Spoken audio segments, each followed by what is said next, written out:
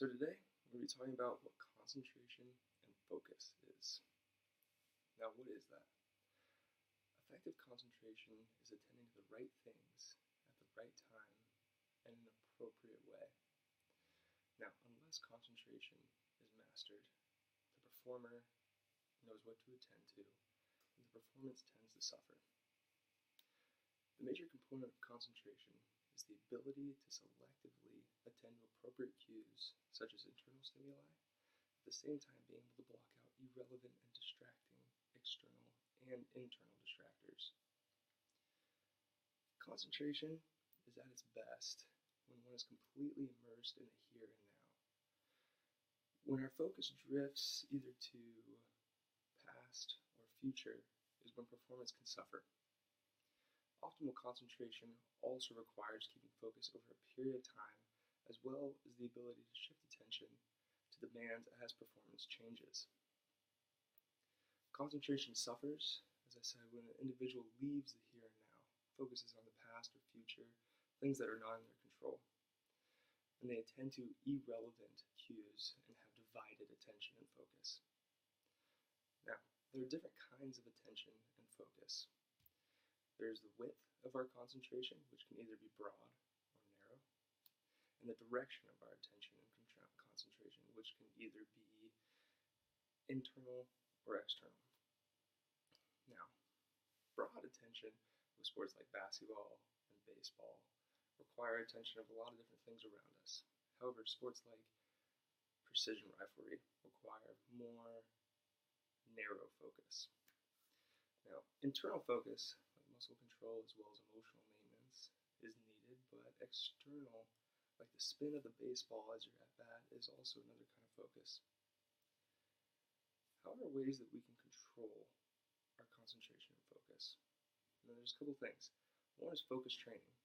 This can be sitting down, holding our attention on a predetermined task, and if it wanders, just gently bring our focus back to what we were originally thinking about. One of these strategies is called mindfulness. And as I said, you can sit with your eyes closed, focusing on one thought for as long as possible. Rather than getting rid of your distracting thoughts or getting angry at yourself, just slowly bring yourself back to what you originally focused on in that predetermined task if your concentration fades. Another strategy is called one-pointing. Now, this can be looking at a sport-specific photo. Say, if you play baseball, just really looking at the baseball and focusing on that one thing for as long as possible without letting your concentration drift. And as I said with mindfulness, if it does, just slowly bring yourself back. Almost think of it as a railroad track. You want to stay on that track as long as possible, and if you start to drift, just bring yourself back on. Now, I was talking about external and internal focus. Now, what are some external distractors? External distractors can be anything from the crowd, to your coaches talking to you, to even parents screaming. And what are some ways that we can minimize these external distractors? One is dress rehearsal. And most of these external distracting things that we can help get over with concentration is putting ourselves in very high stressful situations that will be very game-like and performance-like. And one of those, as I said, is dress rehearsal. You almost create a performance-like situation. Put on a jersey, you play the music that might be playing during the match or game or event. You might even have a referee. You have your coach there. And in doing that, you really kind of build your tolerance for being able to be in a performance situation and perform. Now, another one is rehearsal of stimulated competition experiences. This is training under pressure. This is having situations like you have to inbound the basketball with 5 seconds left and you're down by 2. You have to get a good play underway and you have to score 3 points before the game's over. Doing things like that really kind of builds, as I said, your tolerance for being in situations that are highly stressful and holding your concentration. Rather than focusing on things that don't matter, task irrelevant cues, you teach yourself to focus on things that do matter. Good inbound pass, a good catch, setting up a good shot before the buzzer goes off. Another one would be mental rehearsal. And this is creating high stress, and external distractors that occur in competition. That would be shooting 10 free throws. And while you're shooting those free throws, having someone scream in your ear, say insults, maybe not too insulting, and maybe blowing off a blowhorn. All that stuff so you can really focus on keeping your concentration on what matters in that moment. Those are some ways to cope with external distractors and prepare yourself for performance. Internal factors and ways that we can deal with internal distractors are attentional cues and triggers. That could be if we make a mistake, we use an attentional cue or trigger, like maybe the word stop. And when you think that, you've come off the track of focus that you want to be on, and that trigger word brings you back on. Another one would be centering. And this is when you draw a line down the center of your body as well as the middle. And you find that center of your body. And what you're focusing on is how your weight's distributed and how it's moving around your center mass. And in doing that, you become emotionally centered as well as mentally centered, boosting your concentration. Another one would be the tick-tock method. And we refer to the tick as a negative thought or a loss of concentration. And right when you notice that, you counter that tick with a talk. And that is an affirmation statement or something that brings you back to your concentration, bring you back to things you can control, bring you back to the here and now from either the past or the future that brought you out of that track of concentration. My favorite one is turning failure into success. Now what this is rehearsing successful performance after a failure. And an example of that could be in basketball. You're on a fast break and you somehow miss the layup. Rather than thinking about that layup, you push that aside and you think of how great your defense is going to be on the next play and the steal you're about to make. And what that does is it takes you out of the past and puts you in the present. What am I going to control right now to make a good defensive play? And keeping that concentration will boost your performance as well as give you a better chance of performing the way you want to. Now, another one would be focus training. I talked about this prior, and that's kind of dealing with external and internal distractors, like mindfulness, as I said, sitting there and quietly thinking about one thing and holding your concentration and focus for as long as possible. And another one is one pointing.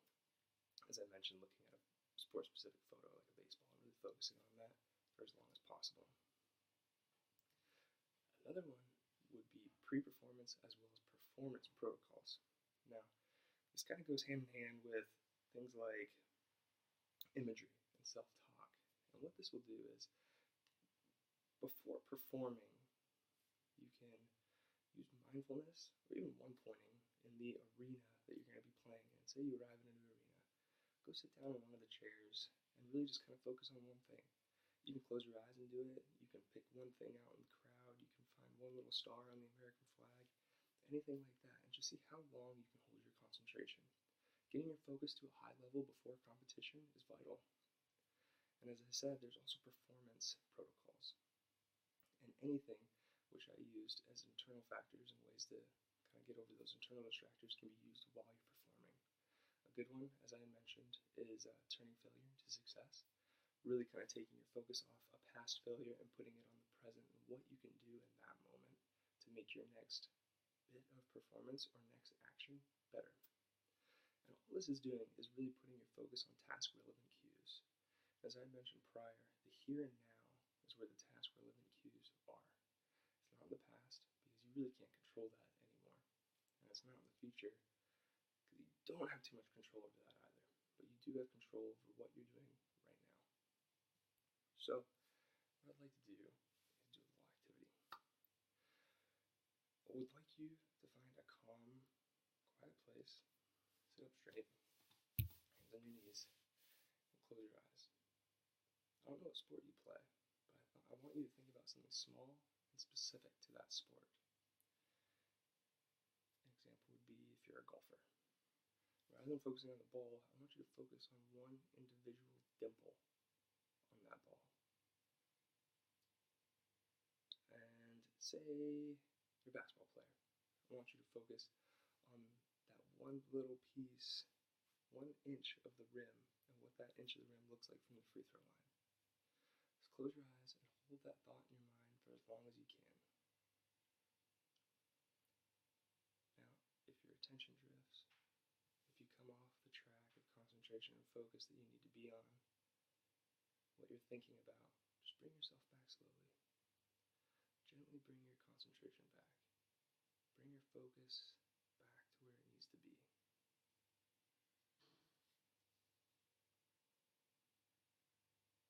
Now that we focused on something very narrow, like the inch of the rim or the dimple on the golf ball, I want you to focus on something broad. I'm going to use the same examples here. If you're a golfer, look up from that dimple on the golf ball and look at the fairway.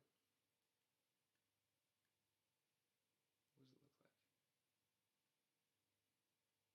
Is it a dog leg? How much rough do you have before you hit the trees? If you're a basketball player, imagine yourself running down the court on a fast break or catching a cherry pick pass as the defense can't catch up. What's going on around you? Hold your focus. If you slowly come off the track, bring yourself back gently. How long can you hold this focus for? How can you transition from narrow to broad? Were you able to go straight to narrow? Were you able to go straight from broad to narrow? Or were there other thoughts that intruded when you were making the transition?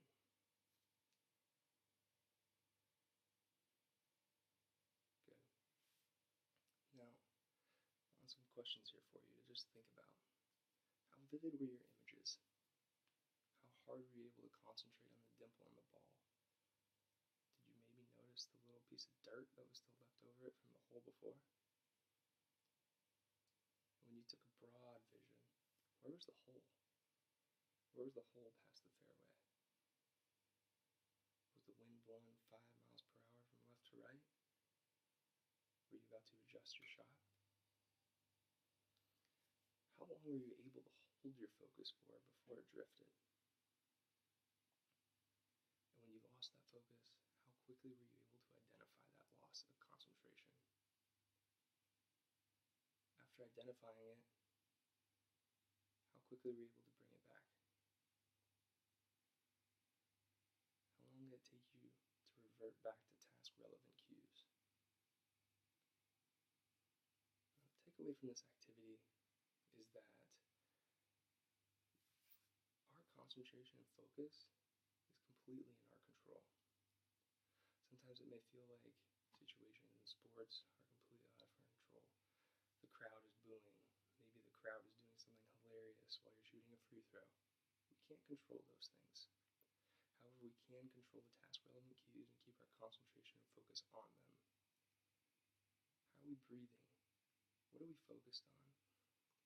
And that, since I'm using the basketball, while we were doing that activity, were you able to notice the little piece of chip paint on the front of the rim? The part that was rusting off? How hard were you able to focus on the little things, the task-relevant cues, the here and now, that will have a big impact on your performance? So here's some things that I would like you to take home with you. We talked about focus training, specifically mindfulness and one-pointing. I would like you to try those things maybe a couple times a day, 2 to 5 minutes, not long. But when we think about concentration and focus, when we become better at it, our capacity for it grows and stays there. It doesn't go back down. We push ourselves, and it holds, and we make a mistake, that's fine. But then we boost ourselves back up. If we grow our capacity, then we will be able to focus and concentrate in crunch time, in the clutch, when things matter, when everything's going wrong and you need to do right. That's when our concentration and focus, if practiced, will come in handy. What we need to realize here is that every athlete is different. Every athlete trains differently. They respond to the same stimuli in a different way. They approach situations differently. So concentration and focus training are going to be different for you than they are for me or anyone else. What we have to do is make it specific to us. Find something that works, implement it in our everyday activity, especially before participating in performance. Now, use these strategies, as I asked, daily. However, we also need to find times that they will be perfect for us.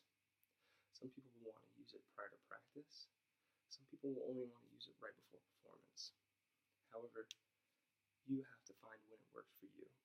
And in doing so, you will, as I said, grow your capacity. And then when it matters most, you will be able to hold your concentration and focus because you've done it so many times. Now, people ask, like, when things are going poorly, how do I get back into it? And like I said, we can turn failure into success. We can use the tick-tock method. We can bring our attention back to task-relevant cues. As I said in the beginning, when concentration drifts from the here and now is when performance tends to suffer. Being able to hold in the here and now will allow us to perform the way we'd like to. And the thoughts and concentration and focus that we want is on things we can control, task-relevant cues. Doing that, we will be able to put a lot of emotional as well as mental strength into focusing on what we can control, and in doing that, our performance will be improved.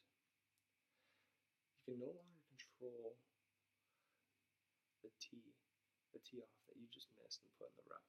You can no longer control that free throw you just missed or that fast break layup. However, there are things you can control. You can control how you bring your focus back as you walk up to that second shot in the rough. What are you going to do? What do you need to focus on to put this ball where you need it to go? When you miss that fast break layup, what do you need to do on defense to help your team get the ball back? So, really, concentration and focus, as I had mentioned, can be improved upon. You can get better at it. And in doing that, it is found that performance is improved.